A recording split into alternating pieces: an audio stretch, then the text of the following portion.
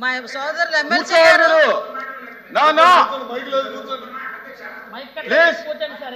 మీకు mic cut అయింది, కూర్చోండి. మీరు ఏం మాట్లాడిన రికార్డు కాదు, మీరు ఏం మాట్లాడిన రికార్డు కాదు సార్. మేక్ కట్ అయింది, కూర్చోండి. ఏంటి సార్ ఎల్ఓపి గారు, ఇది ఎల్ఓపి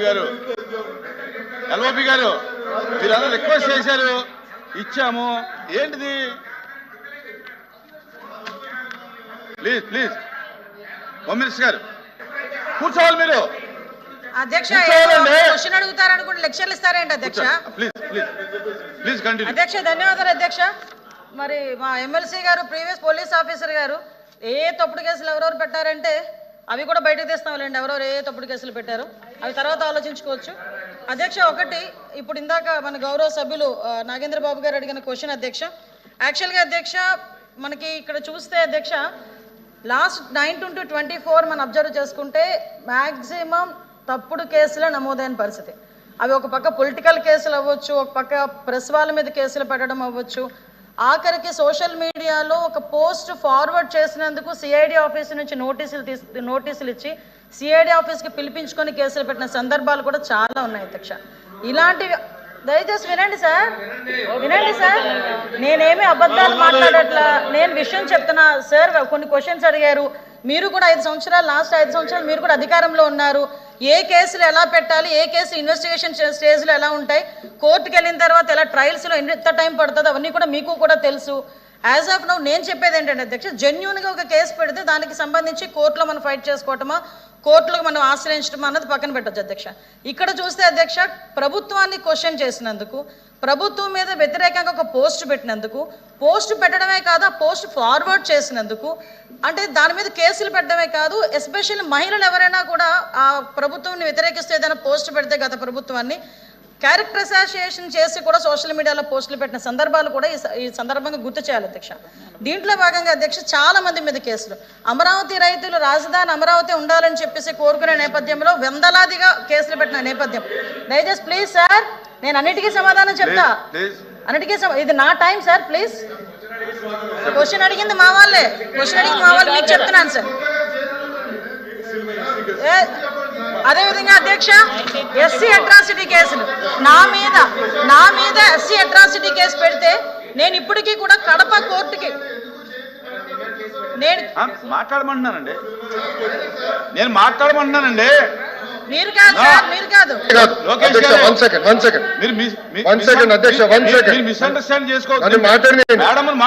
నేను మీ గురించి కాదు, బొత్స గారి గురించి మాట్లాడుతున్నా. మీరు ఏం చెప్పారు, మెంబర్స్ అందరూ మీ వైపు చైర్ వైపు చూడమని మాకు రూలింగ్ పాస్ చేశారు. అదే రూలింగ్ అటు చేయండి. ఆయన ఎందుకు మేడం గారి వైపు చేతి మాట్లాడుతున్నారు? ఎస్, మీరు ఇట్లా అన్నారు కాదా? వీడియోలు తెప్పించండి, చూడండి సార్. ఆయన మా వైపు చూసి చూడమనండి, అవకాశం ఇవ్వలేదు కదండి. మీ వైపు చూడమనండి. మీరు మాకు ఒక రూలింగ్, వాళ్ళకి ఒక రూలింగ్ ఇస్తే ఎట్లా అధ్యక్ష? ఆయన అవకాశం ఇవ్వలేదండి. ఆయన సైడ్ కమెంట్స్ పాస్ చేస్తున్నారు, కరెక్ట్ కాదు. ఆయన సభలో మాకు ఒక రూలింగ్, వాళ్ళకి ఒక రూలింగ్ ఇవ్వకూడదు అధ్యక్ష.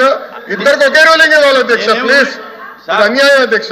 రూలింగ్ ఇవ్వండి అధ్యక్ష, మమ్మల్ని కాపాడాలి అధ్యక్ష. మీరు నేను ఆయనకి ఇవ్వలేదు కదా అవకాశం, బట్ ఆయన మీ వైపు చూసి కమెంట్లు ఇవ్వనండి. కమెంట్లు పాస్ చేస్తున్నారు. ఆయన ఎలా నడుస్తున్నాడో ఏంటో కమెంట్లు పాస్ చేస్తే ఎట్లా అధ్యక్ష?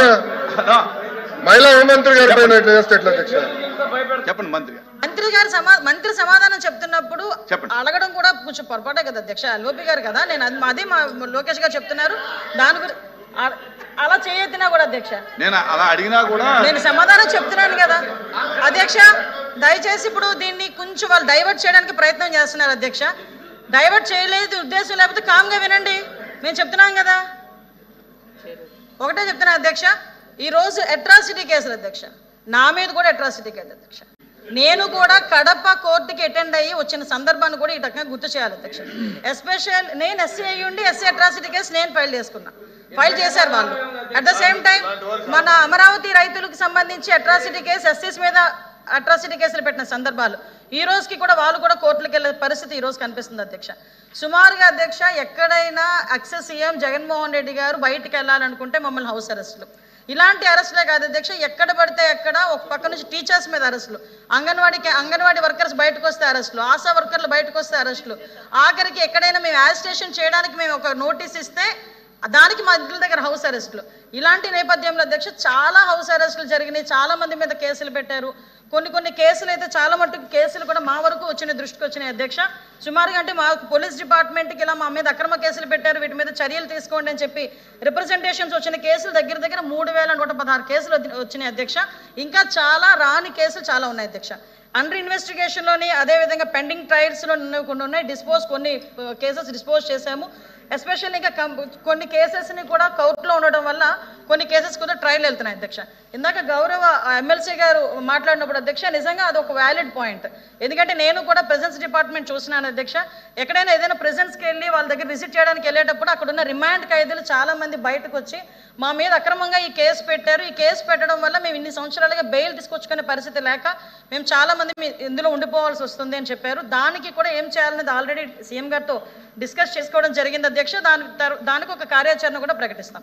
ఎస్పెషల్లీ పాస్పోర్ట్స్ విషయంలోనే అదేవిధంగా రీసెంట్గా ఇప్పుడు కానిస్టేబుల్ పోస్టులు అవనివ్వండి, టీచర్ పోస్ట్, డిఎస్ఏ పోస్టులు అవనివ్వండి, గవర్నమెంట్ పోస్టులు ఏదైనా వచ్చేటప్పుడు ఇలాగా పొలిటికల్గా పెట్టిన కేసెస్ దృష్ట్యా చాలా మంది విద్యార్థుల మీద కూడా కక్ష సాధింపు చర్యలుగా ఆ రోజు కేసులు పెట్టిన సందర్భాన్ని కూడా గుర్తు చేస్తున్నాను అధ్యక్ష.